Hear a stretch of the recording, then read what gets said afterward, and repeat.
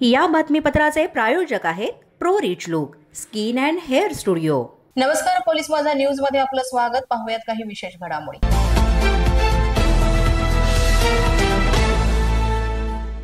Ambad police ठाण्याच्या हद्दीत गुन्हेगारी नियंत्रणात येण्याची अद्यापही कुठली चिन्ह दिसत नाहीयेत। गुरुवारी मध्यरात्रीच्या सुमारास अंबडच्या आझादनगर भागामध्ये गुंडांच्या एका टोळक्यानं हातात कोयते आणि तलवारी घेत रहिवाशांच्या प्रांगणामध्ये उभ्या असलेल्या वाहनांची मोठ्या प्रमाणात तोडफोड केली आहे। तसंच दारावर कोयते मारून दहशत माजवण्याचा सुद्धा प्रयत्न केलाय। संशयित आरोपी गयासुद्दीन रजमुल्ला शेख आणि त्याचे 5 ते 7 साथीदार यांनी दुचाकीवर येत तक्रारदार अमीन हारून खान याच्या घरासमोर उभ्या असलेल्या कार दुचाकीची कोयत्याने आणि लाकडी दांडुक्याने तोडफोड केली।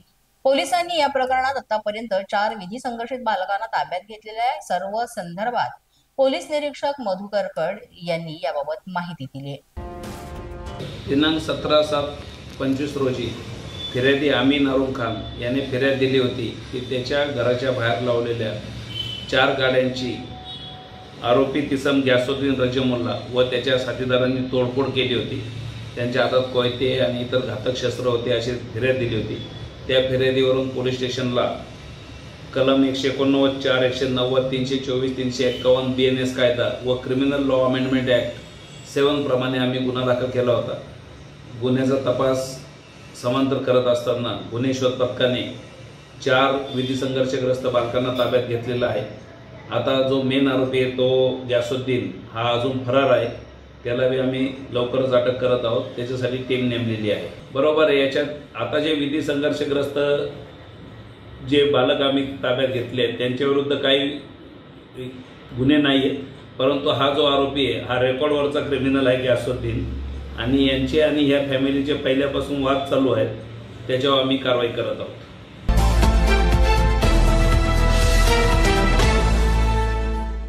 नाशिक रोड येथील कॅनल रोड भागामध्ये असलेल्या मंगलमूर्ती नगरमध्ये एका बंगल्याचं कुलूप तोडून घरातील बेडरूम मध्ये असलेल्या कपाटातून 20 तोळे सोन्याचे दागिने, चांदीचे दागिने, रोख रक्कम असा एकूण 20 ते 22 लाखांचा ऐवज चोरट्याने लंपास केलेला आहे। या धाडसी घरफोडीमुळे परिसरामध्ये एकच खळबळ उडाली आणि विशेष गोष्ट म्हणजे 10 ते 11 वाजण्याच्या सुमारास ही चोरी घडलेली आहे। याबाबत उपनगर पोलिसांमध्ये गुन्हा दाखल करण्यात आलेला आहे। जेल रोड, कॅनल रोड येथील मंगलमूर्ती नगर इथल्या गौरी कमल सोसायटीमध्ये राहणाऱ्या वैशाली यांनी त्यांचा मुलगा आणि पती यांच्यासोबत त्यांच्या एका नातेवाईकाकडे लोखंडेमाळा इथं त्या गेल्या होत्या। रात्री 11:30 वाजता त्या घरी परतल्या असताना त्यांनी जेव्हा दरवाजा उघडला त्यावेळेस आपल्या घरी चोरी झाले असं त्यांना जाणवलं आणि त्यानंतर त्यांनी पोलिसात धाव घेतली आणि याबाबत तक्रार दिली आहे। पोलीस आता या प्रकरणाचा शोध घेत आहेत।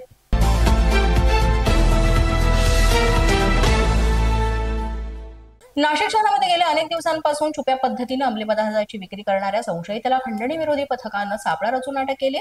सिडकोतील लेखानगर परिसरात ही कारवाई करण्यात आलेली असून आरोपीकडून तब्बल 83,260 रुपये किमतीचा 4 किलो 163 ग्रॅम गांजा जप्त करण्यात आलेला आहे। आकाश त्राम असं ताब्यात घेतलेल्या आरोपीचं नाव असून तो 28 वर्षांचा आहे। तो मूळचा नाशिक शहरातील फुले नगर झोपडपट्टीत राहणारा आहे आणि खंडणी विरोधी पथकातील पोलीस नाईक भूषण सोनावणे आणि चारुदत्त निकम यांना माहिती मिळाल्यानंतर आरोपी आकाश अत्राम हा गांजाची छुप्या पद्धतीने विक्री करत आहे असं त्यांना कळलं आणि या माहितीच्या आधारावरच पथकानं लेखानगर परिसरामध्ये सापळा रचून आरोपीला गांजासह ताब्यात घेतलेला आहे। आरोपी विरुद्ध अंबड पोलीस ठाण्यामध्ये गुन्हा दाखल करण्यात आला असून पुढील कारवाईसाठी त्याला अंबड पोलिसांच्या ताब्यात देण्यात आलाय। पोलीस माझा न्यूजच्या बातमीपत्रात वेळ झाली एका छोट्याशा विश्रांतीची। पाहत रहा पोलीस माझा न्यूज। या बातमीपत्राचे प्रायोजक आहेत pro rich look skin and hair studio. विश्रांतीनंतर पुन्हा एकदा पोलीस माझा न्यूजच्या बातमीपत्रात आपलं मनापासून स्वागत।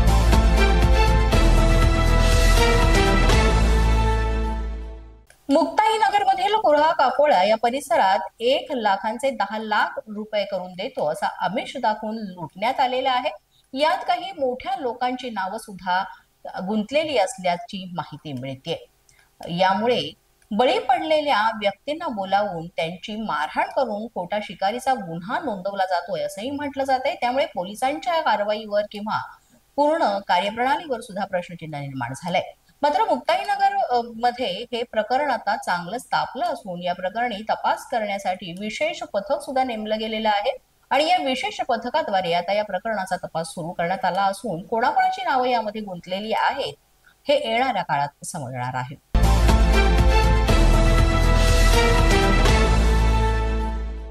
बातमी कोल्हापूर येथून आहे. कोल्हापूरच्या इचलकरंजीमध्ये मोठ्या प्रमाणात एमजी ड्रग्सचा साठा सापडलेला आहे. तब्बल 6.5 लाख रुपयांचं एमजी ड्रग्स हे जप्त करण्यात आलेले आहे. या प्रकरणामध्ये एका तरुणाला अटक करण्यात आली असून त्याच्यावर गुन्हा दाखल करण्यात आला आहे. पोलिसांनी या प्रकरणाचा अधिकचा तपास सुरू केलेला आहे.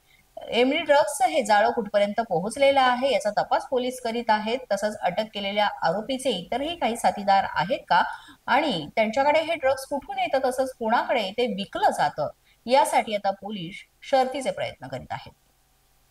पोलीस माझा न्यूजच्या बातमीपत्रात आज इतकंच. तुम्हाला आमचं बातमीपत्र कसं वाटतंय याबाबत अवश्य अभिप्राय कळवा.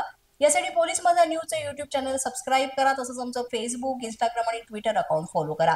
अधिक माहितीसाठी आमच्या www.policemazhanews.com या वेबसाईटला भेट द्या.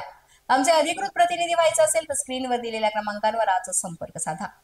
आजच्या बातमीपत्रात इतकंच. पुन्हा भेटूया पुढील बातमीपत्रात. तोपर्यंत पाहत रहा पोलीस माझा न्यूज.